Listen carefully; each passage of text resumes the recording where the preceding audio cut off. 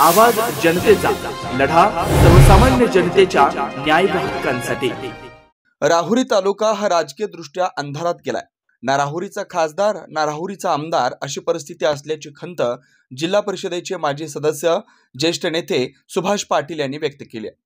आज रविवारी सकाळी वांबोरी येथील जिल्हा परिषद माजी सदस्य सुभाष पाटील यांच्या निवासस्थानी पत्रकार दिनानिमित्त पत्रकारांचा पाटील यांनी सन्मान करत पत्रकारांशी वार्तालाप करताना त्यांनी आपली खंत बोलून दाखवली। प्रसंगी तनपुरे कारखान्याचे माजी अध्यक्ष उदयसिंह पाटील व तालुक्यातील पत्रकार बांधव उपस्थित होते। हे आता काही जणांच्या वयाचा प्रश्न आला, काही जण निवड गेले आणि आज तर काही दिसत नाही मला काही। आणि तालुका हा तसा अंधारात गेलेला आहे, म्हणजे सामाजिकदृष्ट्या मी म्हणणार नाही, पण राजकीयदृष्ट्या म्हणजे तालुका आहे असंच भौगोलिक परिस्थिती राहुरी तालुका हा अंधारात गेलेला आहे। कुठेही नाव राहुरी तालुक्यातलं काही येत नाही।